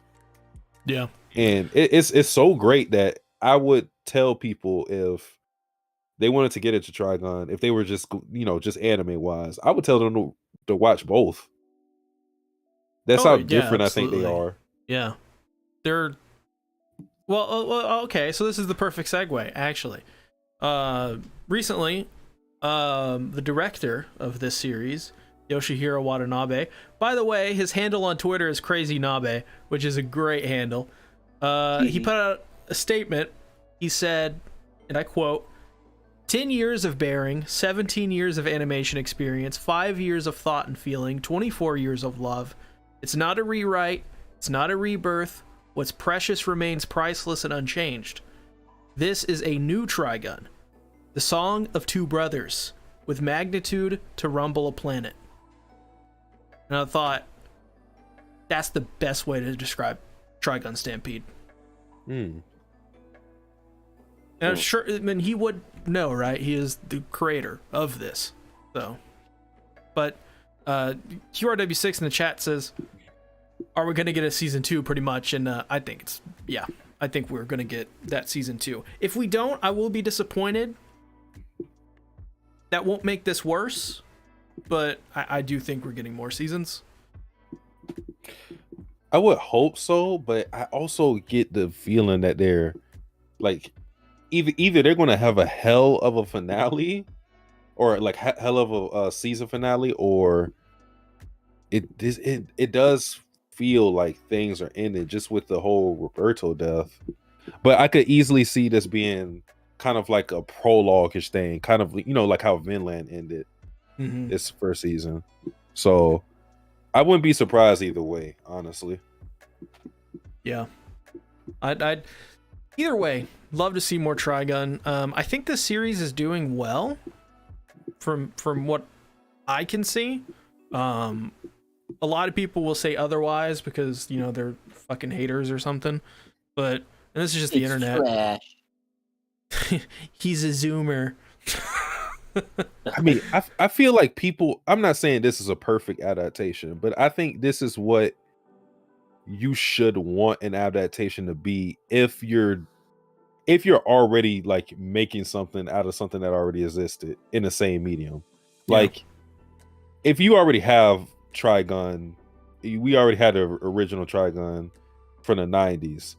If they're making a new one, unless the old one was like completely off kilter and it was bad or something, you should want it to be a lot different in a way that this Trigun is. Like I'm not saying like tell a whole different story, but explore something different. Explore a different side of things. Yeah, it's good. It's good, and it's it's unique. I miss the donuts. Donuts. I forgot about donuts. We need more donuts in this series. More. I think we had what, 1 or 2 donut jokes. One for sure, right? I think we had one. Yeah, for sure. The first time that we see Meryl and Vash. Yeah, we had a couple, right? So we had Roberto was eating a donut at the very beginning. We've had like 2, but yeah. Also as well, Elandira or whatever the fuck her name is. She's a Mewtwo. She's a Pokemon. Oh, Carrie. Yeah, and very creepy. Very creepy. She has the heterochromia too. And she's got the body of like a 3-year-old, but she talks like a 40-year-old. Yeah. I found you. Please don't find me. Please. And she shoots like, I guess like nails she can make, like out of, I don't know. It's cool. Don't get me wrong. She needs to do like some hardware stuff. She needs to be a carpenter. It's weird. Like she was like talking to Wolfwood, and she was like, "I hate you, Wolfwood," and then she like went back to her tube. Yeah. I was like, oh, that was resolved very easily. Oh, but now Roberto's dead. Well, that's another reason why I think we're getting a season 2. We have this character show up and just kind of, they basically literally ignore her. They go, bad kid, bad child, and then they leave. Bad Mr. Kitty. Exactly. And as well, we still have Legato. He's still flowing, around there, unless they're gonna fight him in the next episode. We'll see, but if he just like dies the next episode, I'd be trips. Like, this is trips and dies.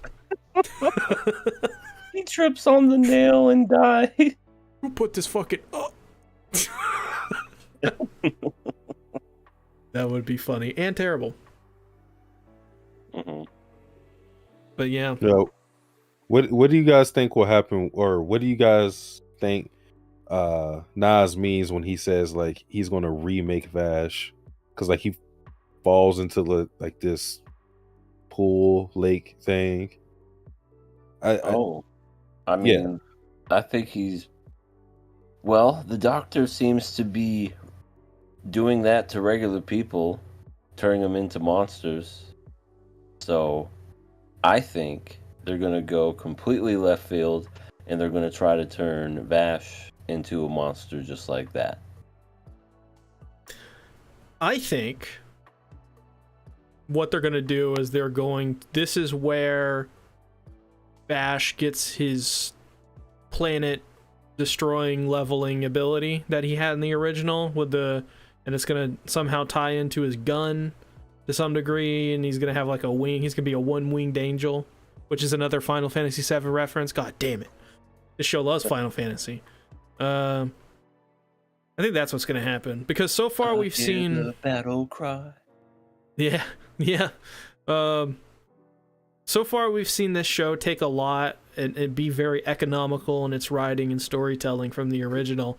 So I think the one concept we haven't seen yet is the angel wing, and their arm turning into like a cannon, whatever, like an angel beam cannon thing. So I think we're getting one-winged Angel Vash. It's also another reason why I think there's going to be a season 2. We got QRW6 in the chat said the Doctor even said, "If you think I'm wrong, kill me." His whole plan too was interesting because he talked about what Meryl saw with the garden and how they were going to use that to try to remake this desolate planet into, a place that's a little more livable, a little more, spice it up a little bit. A little hot, a little cute, tempting. Yeah. A little fat. Yeah. But he says, that's going to take too long. So the best thing to do is to remake humanity into robots.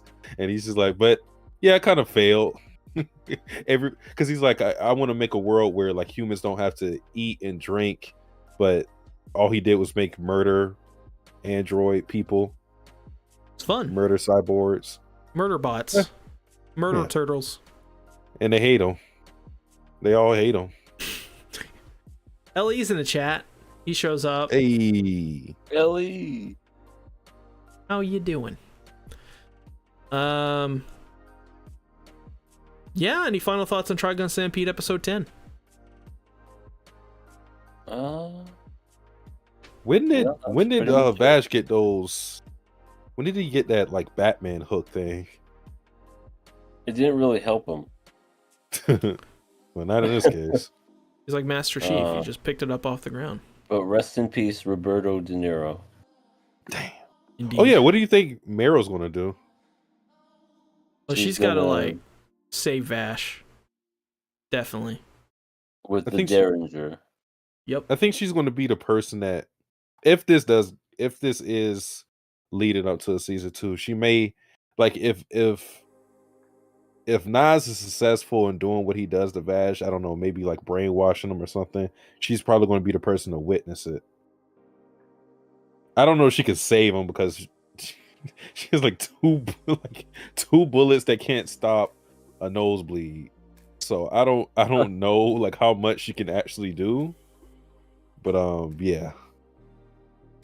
She can take her hat off and throw her hat, and then it like covers Knives' face for like a moment.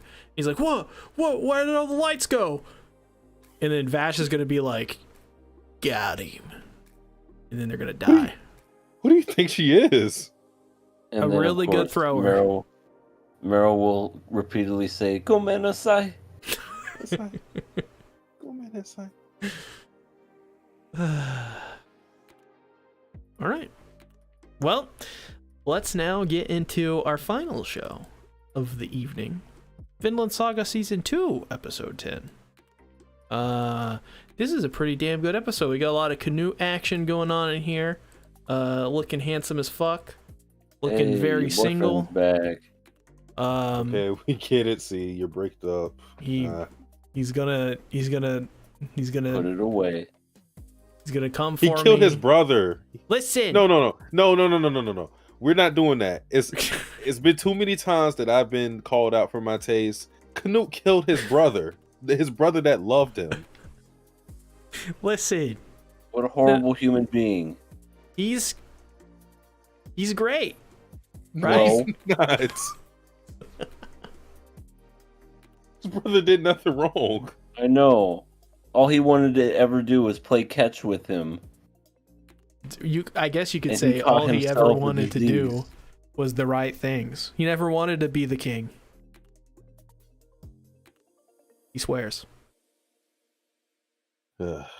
Well, now he wears the curse of the king on his head. Yeah, that is true. This is very fascinating. The whole. So, is this? I don't think so, right? But is this like introducing some magical curse element into the show, or is this sort of just in Canute's own head, and he's losing it? Head. I think it's the guilt of the fact that he killed all these people, not through combat, but basically through cowardice and basically poisoning them behind their back, and to his own brother. So yeah, I think it's guilt. I think the crown is Kurama, and that everybody who wears it gets taken over, and they become different people. And yeah, everybody has chakra. Yeah. I'm hoping to see Thorfinn use Chidori one time. I think he's gonna. Freaking speaking of Thorfinn and Einar, they're about to be free. They're fucking bros. That's what they are. It took them 3 years, Man, it looks like they 3. aged a decade. Yeah, well, yeah, doing that hard work, it'll do it. Look at them abs, though. Yeah, it pays off. Thorfinn got long hair. He got abs of fucking grated steel, and yeah, he's single, ladies. Yeah, and now Arnhide's got something to look forward to with Einar. Einar's the same. But what if she doesn't even like Einar? What if she goes, ooh, Thorfinn? I mean, but she isn't free though. Oh, that's true too. We're gonna she's rescue kind her. of stuck. How? Magical carpet that flies. Aladdin. I think considering that the fact that he's been having sexual relations with her for this long, he's probably not going to be willing to do that. I can show you the world. So that's the whole thing about this. I feel like as viewers, we're all supposed to feel this sense of relief that they're close to being free now. But it's also kind of crazy because they shouldn't even be in this situation. It's kind of like we feel good that Kettle is like, oh yeah, hey, you guys are going to be free soon. Just do this, and then once I come back, you guys will be free. But it's kind of like we should actually hate this guy. Right. That is true. But hey, he treated him nice. He gave him half-eaten bread. Come on, Satsuki. Oh, and he's a good guy. This is slavery, but bread though. Huh. Yeah. He breaks a kid's rib cage, It's all right. Yeah, can we forget about that one time where he cried into the slave's boobies at band camp? Yeah. It's just like the worst supervillain, like Thanos or something. He does everything he does, and then he just gives a random kid a lollipop, and then we're like, oh, he isn't all that bad. Yeah, look at this balance, just like everything should be. Ooh, lollipop. Yeah. Also, is it me or does like every woman in this show have same face? Because like Canute went to Harald, and we see Estrid. Estrid looks exactly like Hordaland. Looks exactly like literally every other female in this show, besides like maybe Ylva. I mean, isn't Denmark usually famous for like blonde-haired people? I guess. I don't know. I figured I'm gonna look it up. I don't know much about the Denmarks. In the chat, we got Randon Lewis. He says, "Is Fire Hunter any good?" EA, tell him. I don't think we're the guys to. Oh. Wait, is that a no? Like Absolutely you don't want to tell him, or no? It's not good. Go watch Pornhub instead. What? I feel like that's also not good. Probably worse. Good. No, it's great. Fuck.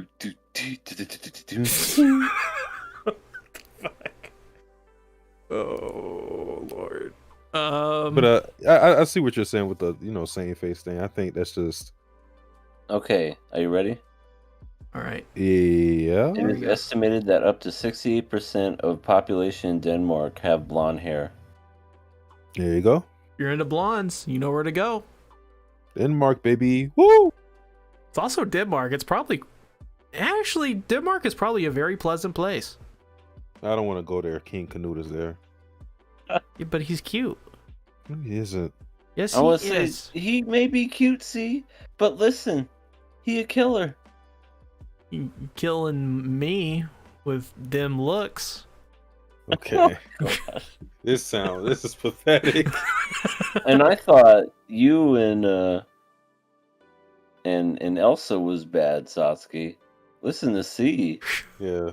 He's gone. What? I'm okay, right? This is normal, right? There's nothing weird about this. Something happened in the year 2023. I think I'm not saying me and C switched places, but like some part of me like just came off my body like Majin Buu or something like Super Buu, and then C absorbed that because C wasn't always like this, people. I don't know what you're talking about. I'm innocent. Yeah. Okay. Well.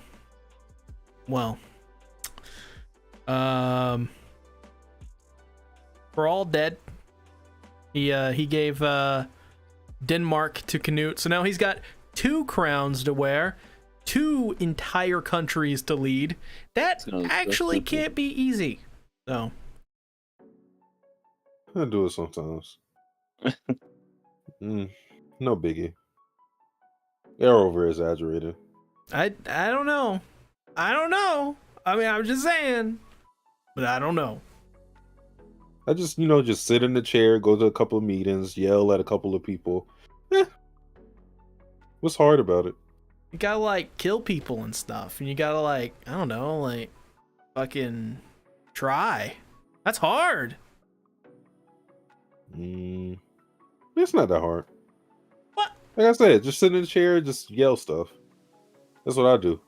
Yep, but so you're proposing that Canute just yell at the clouds like an old man? No. You yell at other people. Get me this, kill that person, bury that guy, that type of stuff. But isn't that very mentally taxing? Bring me their heads. Nah. What's taxing about that? The mental anguish of killing hundreds of thousands of people, maybe even millions. So now you have a conscience. What? This is how it is. You kill before? one person, you kill 100,000 people. Same thing. I'm confused. I don't know what's happening anymore. But yeah, Canute's not a good person. Nope. And he should burn in hell. With me. Yes, he deserved it. And they should burn in hell. You know what? I'll take the bullet for Canute. I'll do it. Why though? 'Cause he's cute. He would kill you. Yeah, but I'm okay with that. And he wouldn't even kill that. You know what what's also bad about it? He doesn't even like kill people and just like instantaneous death. They're being poisoned and they're slowly dying. That's a terrible way to go out. Your body's just withering away. You can't do anything about the king. Like the kingdom is relying on you, but you can't do anything for them. And the whole time you don't even know why your body's failing you. Then your brother shows up and you're happy because it's my little brother Canute, and he's the one who did it to you the whole time. Like this is low down and dirty. At least with Elsa, belly cut, maybe she'll giggle at you for a little bit, but you're gonna die the same day at least. Sounds like a fun time to me. Shipping and handling the same day. With Canute, this is slow, painful, and just it's downright disgusting. And I'm appalled. And you know what? I'm leaving. Well, wait, I guess I'll join and follow suit. I guess it's gonna be the Sea Tactics show. Goodbye. Oh wait, no. Oh wait, I changed my mind. Oh. Well, I was about to get my own show. What the fuck? wait. Ye was gonna leave too? I was. You guys were like gonna protest. Well, I mean, it's only because of the fact that you're blinded. You're blinded by Canute's handsome face, and not the fact that he's a horrible person. I don't know the meaning of the word.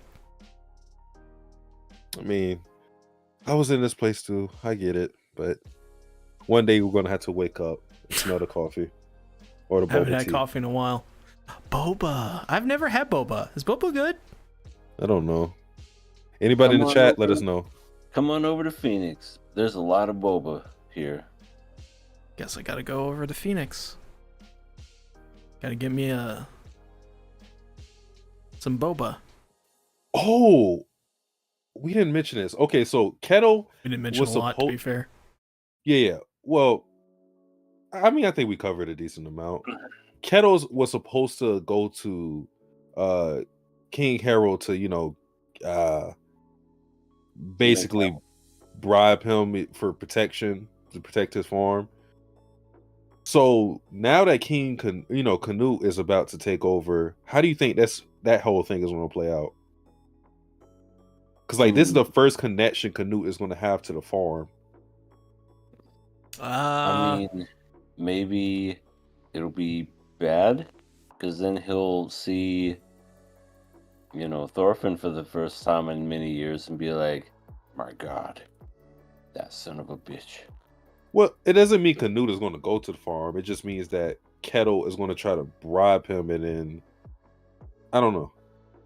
It's the first loose connection we have with Canute. Tying the whole Canute thing into the farm. I gotcha. I think at this point, based off this episode, Canute's gonna try to end up just killing everybody on the farm. Why? And that's because he's just gonna do it.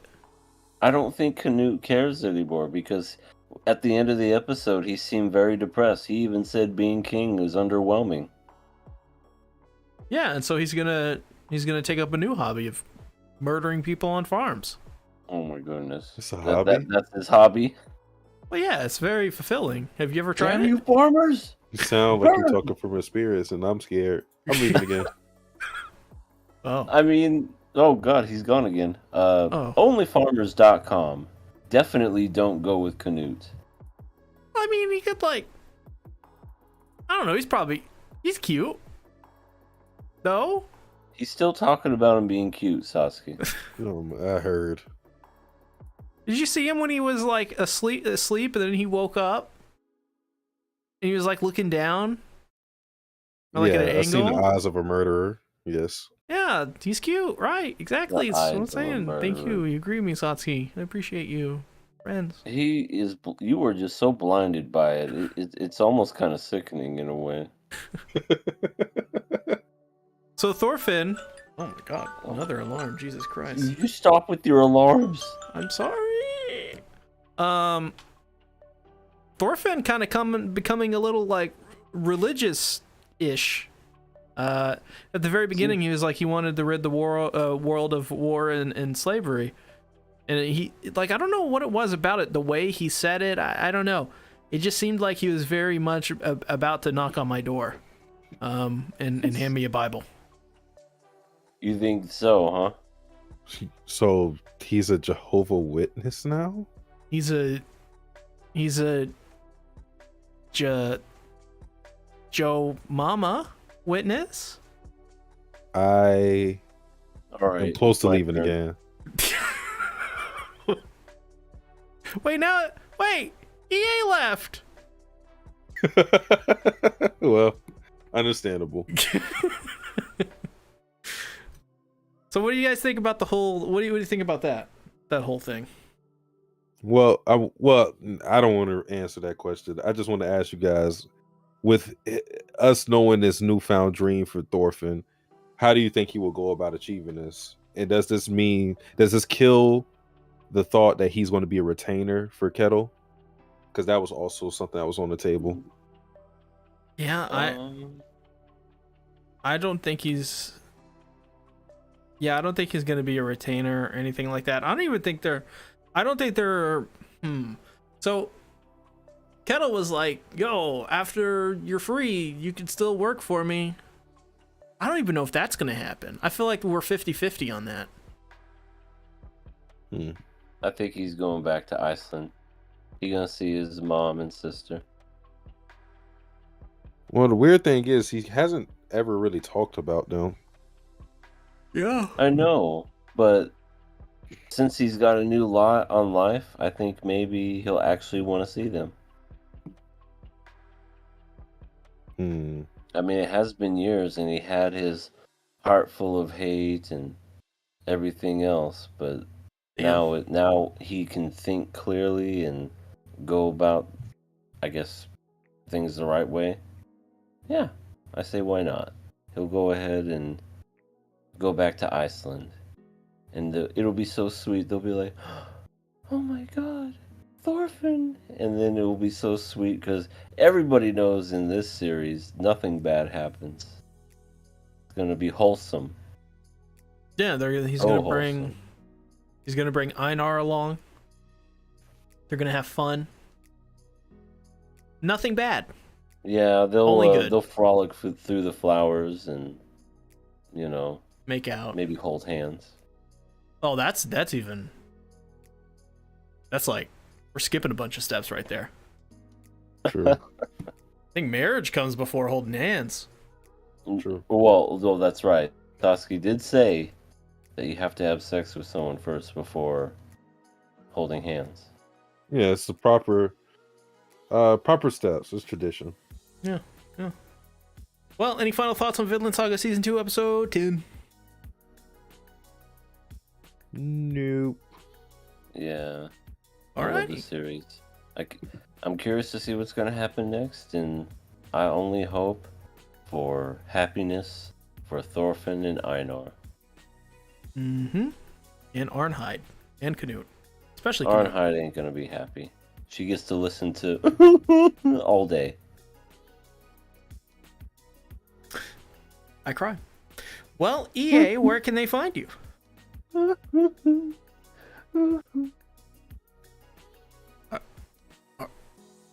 right. All right. Okay. You can find me at your front door. You know why?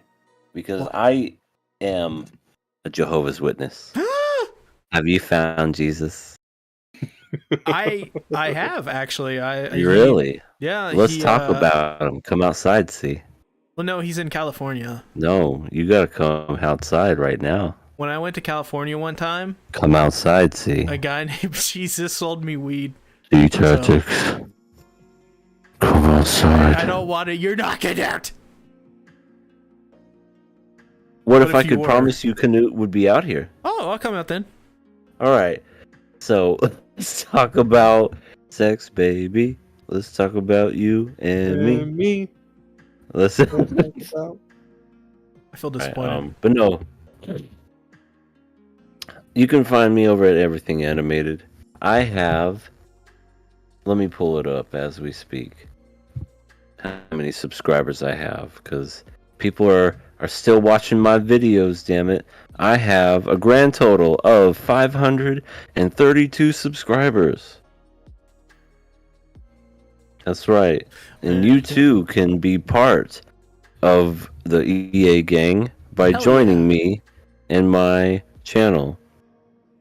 Sure, you won't see any videos for a couple of months or so, but that's okay. Because just like a lunar eclipse, when it happens, it'll be so beautiful. It takes a while sometimes, but goddamn. Goddamn. Follow me on them Twitters. Follow me at the YouTubes, and follow me at the Twitchers. Later. Satsuki. I'm mad. Uh-oh. I just see what EA wrote. He called me Issei from High School DxD. I am so offended. Listen, Satsuki, listen. You want me to tell you why? Yeah, let's hear it. Okay. So, yes, he's kind of when it comes to certain women, but he is also a guy who is very good he's a strategist when it comes to like fights and everything, and he always gets lucky enough to get himself into the very certain situations to where he's like, yeah, I'm all of a sudden giving her a body massage. Listen, Issei he's not the worst harem protagonist, but he's one of those. He's just there kind of guys to me. He's his original VA in English dub is currently in prison. So. Oh. Well, I'm sorry, Satsuki, but hey, I stick with my C tactics. TK. You know why that is? Because he's random, I guess. Yes, because he's random, and he's always doing TK is like the really cool guy that always says one-liners. which is exactly what Sea Tactics does. Give chance and luck, and just stuff like that. So, yeah, Sea Tactics is definitely TK. Well, you know what they say. Don't. It ain't gay if it's in a 3-way. Hold on now. Maybe we can come to an arrangement. I also don't want to be Issei just because he chose wrong. Okay. Yeah. I was in that show. We are Team Akano. Yep. Hey, Meijima. Yeah. Akino is much better. But as for where you can find me on Satsuki the Savage, my main channel on YouTube, as well as Satsuki the Savage with a DA on Twitch, where I play Ace Attorney. I still have to do some Danganronpa things, so that's still in the air somewhat. And also Pokemon Violet. And probably some other visual novel games. I think visual novels is what I really like to play. I like story-based games, so seems like it, yeah. You can always look forward to me playing those type of things. Like I said, there's this QQ visual novel thing I had to finish on my channel, so that's probably going to be the next thing that I end up doing. Some people wanted me to play Persona 5. I don't know how that would go. I kind of don't want to spend money on that game, but it'll probably happen in the future. But if I do play it, you should know where we're going. I need a doctor. Takemi. Yeah. Takemi's great. Of course. He's the best one. As for me, tomorrow I got a video coming out, an AOT video with a fellow content creator named Arvius, and also a video on his channel as well, doing a whole collab thing. So it's really exciting as well. Likely Thursday or Friday, gonna have my final thoughts, final verdict on AOT Final Season Part 3. That should be a lot of fun. And then maybe not a whole lot until next season, because I don't know what to do. I want to do a Trigun video. I think that would be cool. But with that being said, thanks everybody for watching. See y'all next week. Bye. Jenny. Later.